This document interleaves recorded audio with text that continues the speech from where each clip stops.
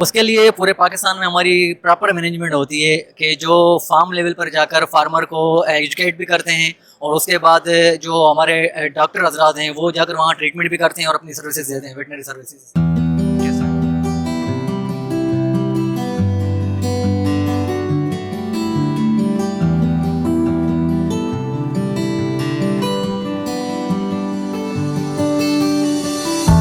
Doctor साहब, thank you very much, आपने हमें टाइम दिया।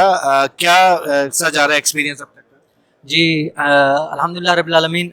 यहाँ एक्सपो सेंटर लाइव स्टॉक में 2025 का जो यहाँ पर लाइव स्टॉक की मैनेजमेंट की तरफ से जितनी भी जो हमारी रिक्वायरमेंट थी अल्हम्दुलिल्लाह वो पूरी नज़र आ रही हैं।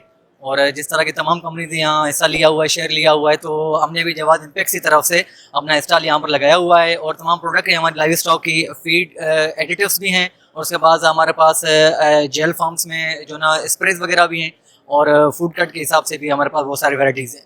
तो ये कौन कौन से जानवरों के लिए आपके पास खास तौर पे ये चीज़ें? ये पोल्ट्री के लिए भी है और लाइव स्टॉक के लिए भी है। तो ये इसको लाजमी बात है फार्मर तक इन्फॉर्म करना और उस तक पहुंचना, क्या तरीक़ाकार इख्तियार करें? उसके लिए पूरे पाकिस्तान में हमारी प्रॉपर मैनेजमेंट होती है कि जो फार्म लेवल पर जाकर फार्मर को एजुकेट भी करते हैं, और उसके बाद जो हमारे डॉक्टर हजरात हैं वो जाकर वहाँ ट्रीटमेंट भी करते हैं और अपनी सर्विसेज देते हैं, वेटनरी सर्विसेज। तो कैसा एक्सपीरियंस जा रहा है, और ये लोकल प्रोडक्ट्स है, इसके सामने आपका मुकाबला इंपोर्टेड प्रोडक्ट से भी होता है? जी, हमारे ये तमाम प्रोडक्ट जो है ना वो इम्पोर्टेड प्रोडक्ट्स हैं, लोकल हमारे पास एक भी प्रोडक्ट नहीं है। जी जी। तो उसकी उसका जो फिर प्राइस वगैरह कैसे control?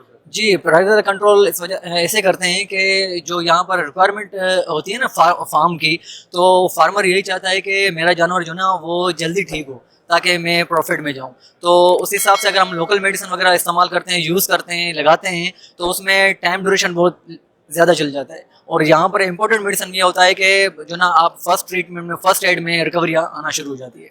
Thank you very much.